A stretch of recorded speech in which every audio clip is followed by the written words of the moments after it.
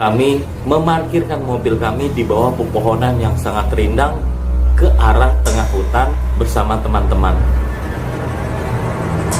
Awalnya tidak ada hal yang aneh terjadi. Kami masih ngobrol dan membawa cemilan-cemilan seperti kaca, gorengan, jagung bakar.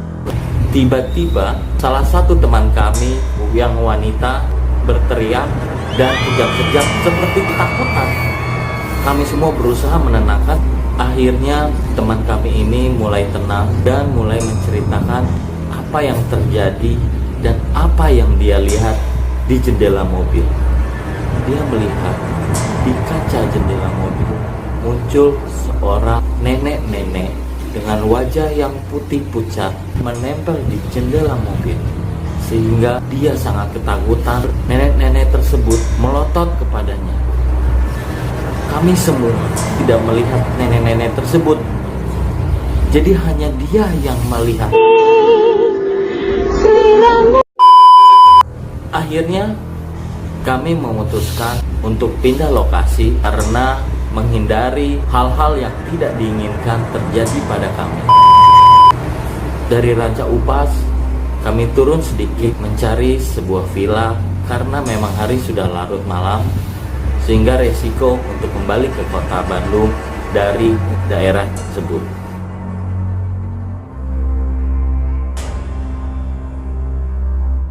Setelah mendapatkan villa, kami semua masuk membicarakan hal yang aneh tadi, apa yang sebenarnya terjadi. Memang villa ini bentuk bangunannya cukup tua. Saya pada saat itu merasakan ada sesuatu yang janggal di dalam rumah tersebut. Cowok-cowok berusaha untuk tenang agar teman-teman wanita kami pada saat itu yang lainnya tidak ikut panik. Sehingga pada waktu itu kita semua kumpul di ruang tengah. Tiba-tiba teman kami yang sama berteriak kembali, kejang-kejang dan mengeluarkan busa dari mulutnya.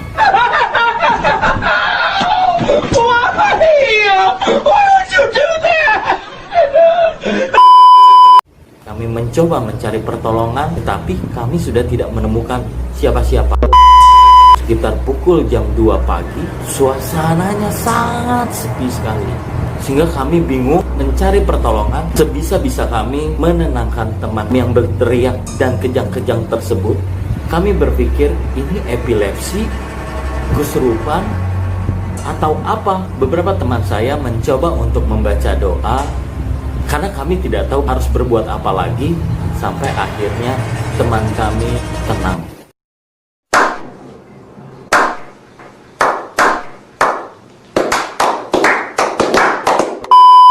Setelah tenang, kami bertanya sebenarnya kenapa dan apa yang terjadi pada dirinya. Apakah dia memiliki sakit atau riwayat epilepsi? Apabila terjadi kembali, kami berpikir akan segera membawa ke rumah sakit. Dia menjawab, saya nggak punya penyakit apapun, tetapi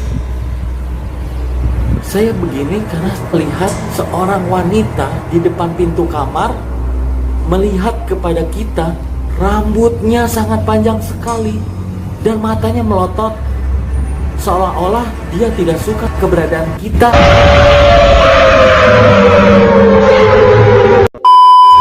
Setelah mendengar penjelasan teman saya ini, kami semua memutuskan untuk berdoa. Tadi ketika kita parkir di tengah hutan, dia melihat seorang nenek-nenek yang wajahnya menempel pada kaca mobil. Lalu kita pindah tempat dan dia juga melihat seorang wanita di dalam villa. Sebenarnya apa yang terjadi pada kita? A few moments later. Setelah kami usai berdoa bersama-sama, kami mulai merasakan ketenangan. Kami masing-masing merebahkan tubuh. Suasana semakin hening, semakin sepi.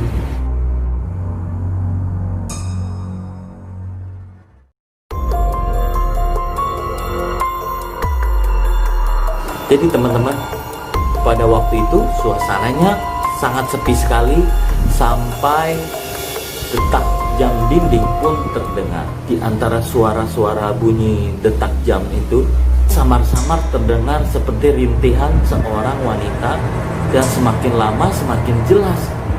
Apakah wanita yang menampakkan tadi datang kembali? Kami saling berpandangan, memberikan kode untuk kita semua waspada. Pada waktu itu, yang saya rasakan pribadi itu merinding.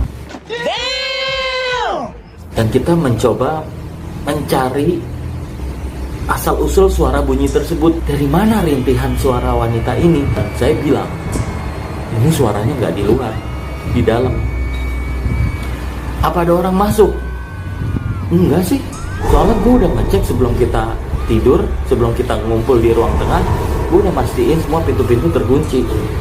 Jendela-jendela pun gue udah mastiin kok tertutup. Akhirnya kami memutuskan untuk ya udah kita cari di mana sama-sama, tapi ke kamar 1 tidak ada. Kita masuk ke kamar 2 tidak ada. Kami akhirnya kembali mengarah ke ruang tengah. Tetapi pada saat kita mengarah ke ruang tengah, lampu itu mati, terus berkedip lampu, membuat kami semua panik. Apalagi nih yang terjadi? Dan kami semua melihat sosok wanita berdiri di depan pintu ruang tamu, belakangi kita semua.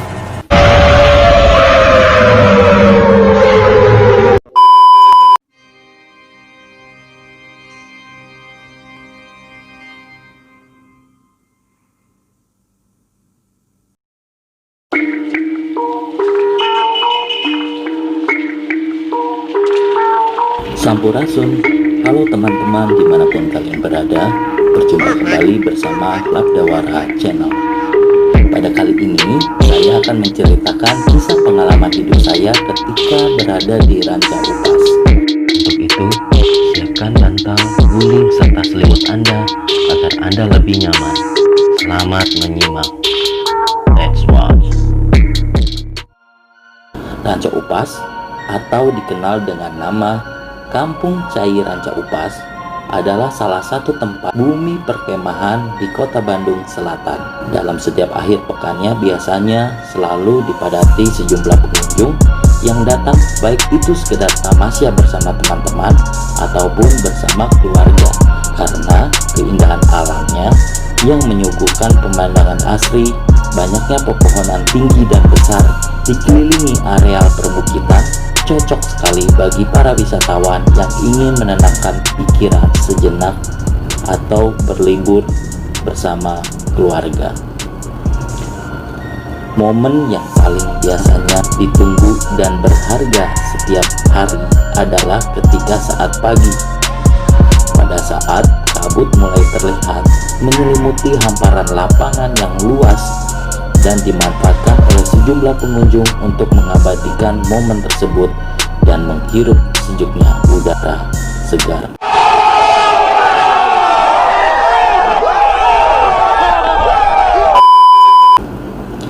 Ranca Upas berada pada ketinggian 1700 mdpl, sejatinya adalah hutan lindung yang terletak di kawasan kaki gunung Patuha.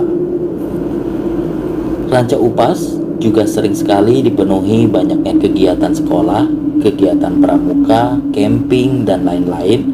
Dan salah satunya adalah kegiatan orientasi siswa, seperti ketika saya sebagai siswa baru di salah satu sekolah yang mengalami kejadian kurang mengenakan pada saat itu. Tepatnya ketika terjadi musibah kecelakaan, tumbangnya pohon pinus akibat angin kencang yang menimpa 4 orang teman satu angkatan saya dan meninggal dunia. Ini adalah murni musibah alam.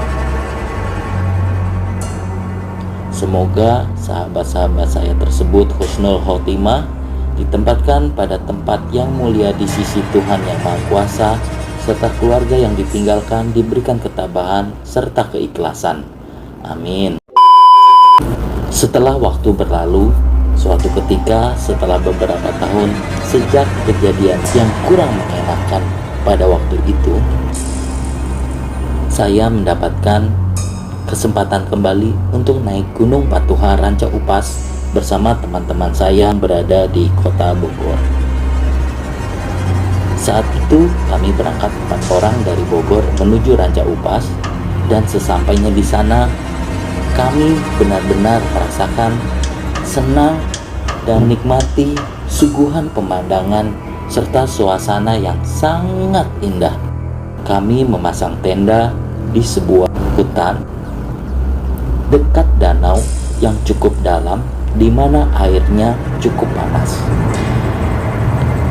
Kurang lebih jarak tanah muka tenda kami dengan danau tersebut sekitar 2,5 meter. Awalnya saya adalah orang yang tidak setuju dengan posisi tenda tersebut, di mana menurut saya terlalu dekat dengan jurang danau tersebut. Apabila kita tercebur, kemungkinan kita akan merasakan panasan.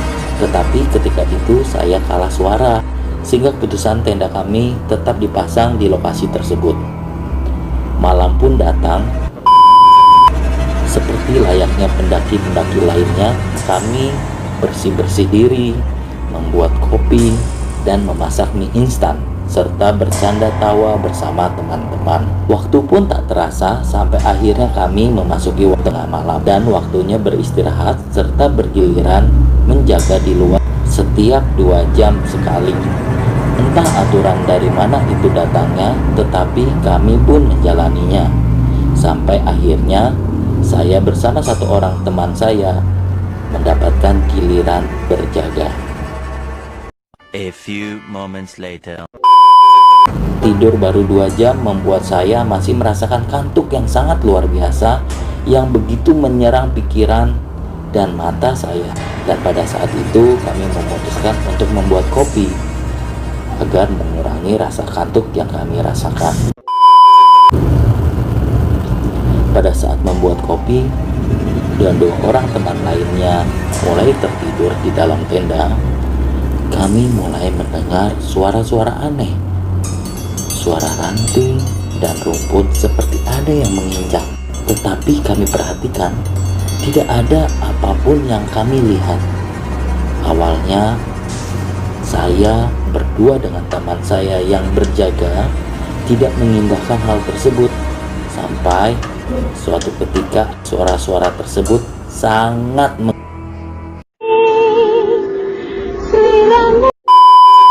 Saat itu saya memutuskan untuk memutari tenda menggunakan senter untuk memastikan suara-suara tersebut bukan datang dari hewan buas seperti ular besar atau hewan lainnya. Tetapi saat itu saya tidak melihat apapun setelah saya memutari tenda. Saya pun kembali ke muka tenda sambil mengangkat tubuh saya mendekat dengan api unggun. Saya mencoba mencairkan suasana dengan mengobrol kembali bersama teman saya agar kami semua tidak tegang. Namun tiba-tiba ada suara ranting patah seperti terinjak kembali sangat keras, membuat kami berdua kaget. Sontak saya berdiri melihat ke arah belakang tenda asal suara tersebut. Dan entah mengapa pula tiba-tiba saya terjatuh ke dalam jurang danau yang di dalamnya adalah air yang sangat panas. Alhamdulillah, sebelum tercebur, saya sempat meraih sejumput rumput yang tumbuh di tepi jurang danau tersebut dengan segala kekuatan yang saya miliki untuk mencoba bertahan dan berteriak untuk meminta bantuan kawan saya. Dan sungguh aneh, segenggam rumput itu bisa menahan beban berat saya. Menurut saya itu adalah suatu mukjizat. Sampai akhirnya teman saya menarik hingga saya bisa naik kembali ke atas. Kejadian-kejadian itu yang pernah terjadi dan saya alami tidak membuat saya untuk berhenti mengagumi keindahan tempat tersebut. Setelah saya lulus kuliah dan mendapatkan sebuah pekerjaan di kota Bandung, saya bertemu bersama sahabat-sahabat ketika saya kecil dulu. Sampai suatu ketika, pada suatu malam, saya bersama sahabat-sahabat memutuskan untuk rekreasi malam ke daerah sana kembali, yaitu Ranca Upas. Kami berdelapan, 4 orang pria, 4 orang wanita. Sesampainya di sana, kami merasa sesuatu yang aneh karena warung yang begitu banyaknya pengunjung yang menikmati jagung bakar, bandrek, minuman jahe, ataupun bajigur, minuman-minuman khas daerah sana, tidak kami lihat. Dan hanya satu warung yang buka dengan lampu redupnya menyala. Akhirnya, karena itu satu-satunya warung yang buka, kami mengunjungi warung tersebut. Karena bersama sahabat lama, waktu tak terasa sampai pemilik warung pun tutup. Bermodal cemilan, kami pindah dari warung tersebut ke mobil, di mana kami memarkirkan mobil kami di bawah pepohonan yang sangat rindang ke arah tengah hutan bersama teman-teman. Awalnya tidak ada hal yang aneh terjadi. Tiba-tiba salah satu teman kami yang wanita berteriak dan kejang-kejang seperti ketakutan. Kami semua berusaha menenangkan. Akhirnya teman kami ini mulai tenang dan mulai menceritakan apa yang terjadi dan apa yang dia lihat di jendela mobil. Dia melihat di kaca jendela mobil muncul seorang nenek-nenek dengan wajah yang putih pucat menempel di jendela mobil, sehingga dia sangat ketakutan.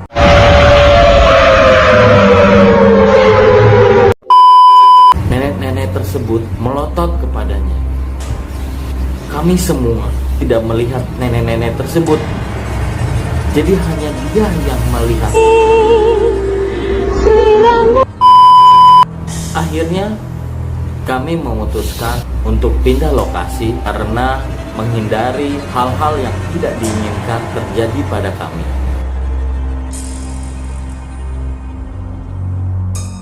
Dari Ranca Upas, kami turun sedikit mencari sebuah villa karena memang hari sudah larut malam, sehingga resiko untuk kembali ke kota Bandung dari daerah tersebut.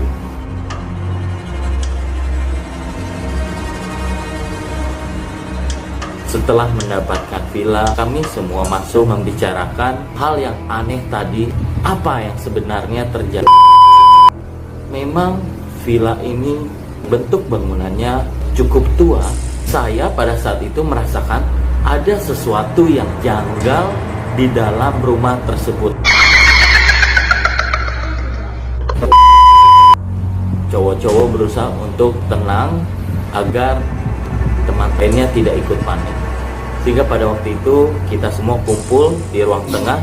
Tiba-tiba teman kami yang sama berteriak kembali, kejang-kejang, dan mengeluarkan busa dari mulutnya.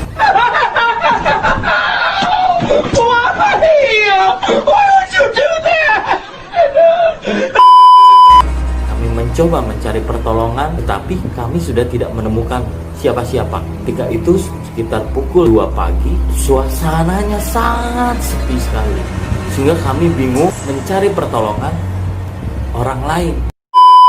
Sebisa-bisa kami menenangkan teman yang berteriak dan kejang-kejang tersebut. Kami berpikir ini epilepsi, kesurupan, atau apa. Beberapa teman saya mencoba untuk membaca doa karena kami tidak tahu harus berbuat apa lagi, sampai akhirnya teman kami wanita ini tenang.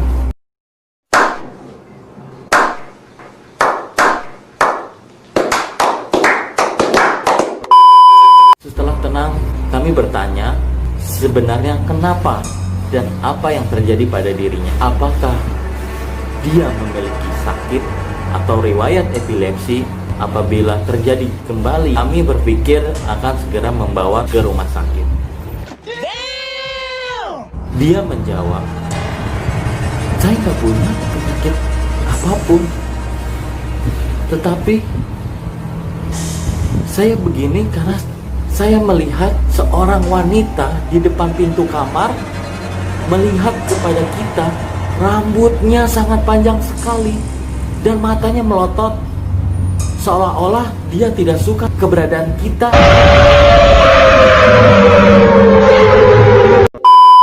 Setelah mendengar penjelasan teman saya ini, kami semua memutuskan untuk kita harus berdoa. Tadi ketika kita parkir di tengah hutan, dia melihat seorang nenek-nenek yang wajahnya menempel pada kaca mobil. Lalu kita pindah tempat dan dia juga melihat seorang wanita di dalam villa. Sebenarnya apa yang terjadi pada kita? A few moments later. Setelah kami usai berdoa bersama-sama, kami mulai merasakan ketenangan. Kami masing-masing mulai merebahkan tubuh. Suasana semakin hening, semakin sepi.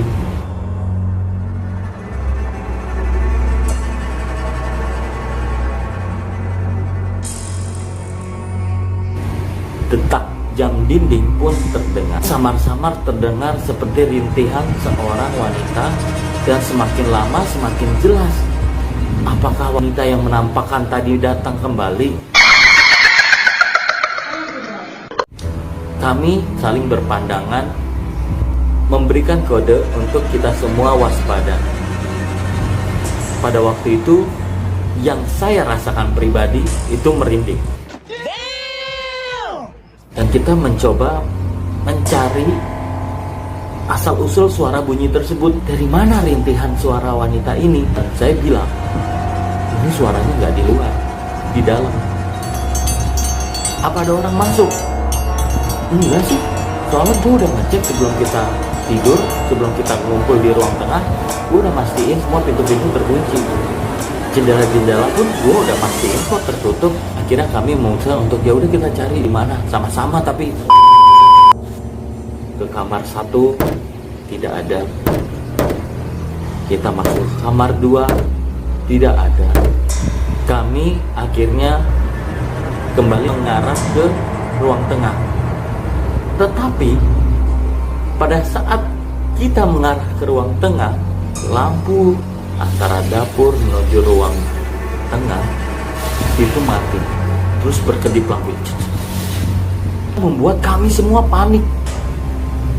Apalagi nih yang terjadi?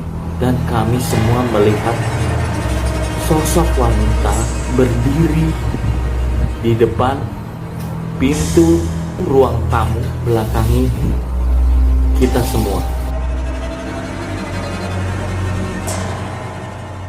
Cerita selanjutnya akan saya ceritakan di video berikutnya. Teman-teman jangan lupa di like, share, dan subscribe. Nyalakan loncengnya supaya teman-teman tidak ketinggalan. Terima kasih teman-teman yang sudah mendukung channel ini. Semoga channel ini bisa terus berkembang dan memberikan tontonan yang menghibur teman-teman semua. Terima kasih and bye-bye.